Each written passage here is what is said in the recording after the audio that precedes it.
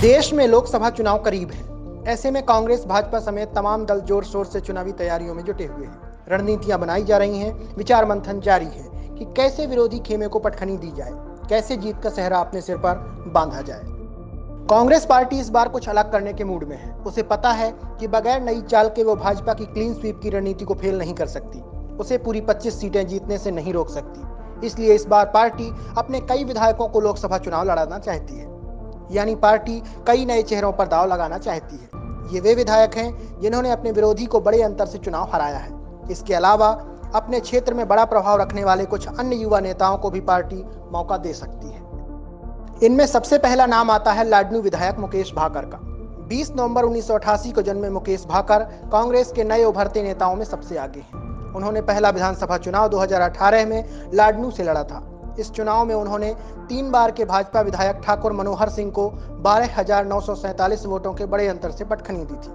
इस बार 2023 के विधानसभा चुनाव में भी उन्होंने प्रचंड जीत हासिल की है। उन्होंने भाजपा प्रत्याशी करणी सिंह को 15,954 वोटों के बड़े अंतर से हराया है। इस बार मुकेश को 97,929 वोट मिले तो करणी सिंह को केवल 81,000 के करीब वोटों पर संतोष करना पड़ा। कांग्रेस आलाकमान को मुकेश से बहुत उम्मीदें हैं, इसलिए प्रबल संभावना है कि पार्टी इन्हें लोकसभा चुनाव के दंगल में नागौर से उतार सकती है। यदि ऐसा हुआ तो इनका मुकाबला राजस्थान के बड़े नेता हनुमान बेनीवाल से हो सकता है। बात करें दूसरे दावेदार की तो वो नाम है परबतसर विधायक रामनिवास गावड़िया का। इन्होंने 2023 के विधानसभा चुनाव में भाजपा के बड़े नेता मान सिंह कंसरिया को 10,000 से भी ज्यादा वोटों से हराया था। इनकी पहचान इनके क्षेत्र में तेज तर्रार और समर्पित युवा नेता की है। इसलिए कांग्रेस आलाकमान को भरोसा है कि यदि रामनिवास को लोकसभा का टिकट दिया जाए तो वे चुनाव जीत सकते हैं। प्रबल संभावना है कि पार्टी इन्हें अजमेर से लोकसभा चुनाव लड़ा सकती है, जहां इनका मुकाबला भाजपा के बड़े नेता भागीरथ चौधरी से हो सकता है। तीसरे दावेदार हैं हिंडौली विधायक अशोक चांदना। अशोक हिंडौली में जीत की हैट्रिक लगा चुके हैं। इन्होंने 2023 चुनाव में पूर्व कृषि मंत्री प्रभुलाल सैनी को 45,400 वोटों के बड़े अंतर से हराया था। चांदना को 1,27,354 वोट मिले थे। वहीं प्रभुलाल सैनी को 82,000 वोटों के लगभग से संतोष करना पड़ा था। अशोक कोटा बूंदी क्षेत्र के दिग्गज नेता माने जाते हैं, इसलिए उम्मीद है कि कांग्रेस इन्हें कोटा से लोकसभा चुनाव लड़ा सकती है। चौथा नाम है चौमू विधायक शिखा मील बराला का।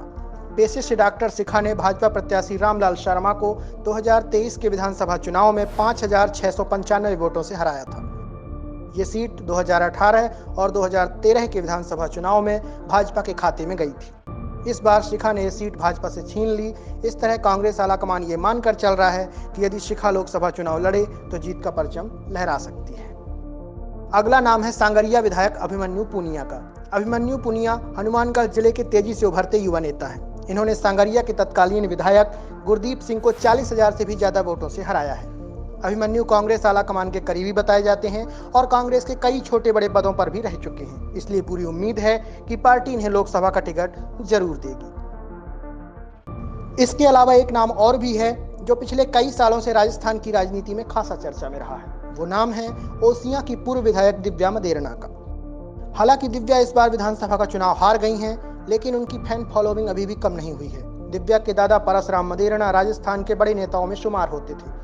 वे विधानसभा के अध्यक्ष भी रह चुके हैं। दिव्या की लोकप्रियता और खानदानी रसूख के चलते उम्मीद है कि पार्टी इन्हें लोकसभा चुनाव में जरूर आजमाएगी। अब देखना होगा कि भारतीय जनता पार्टी के दिग्गजों के सामने कांग्रेस की ये नई टीम, कांग्रेस के ये अभिमन्यु क्या कुछ कमाल कर पाते हैं। Bureau report, political panchayat.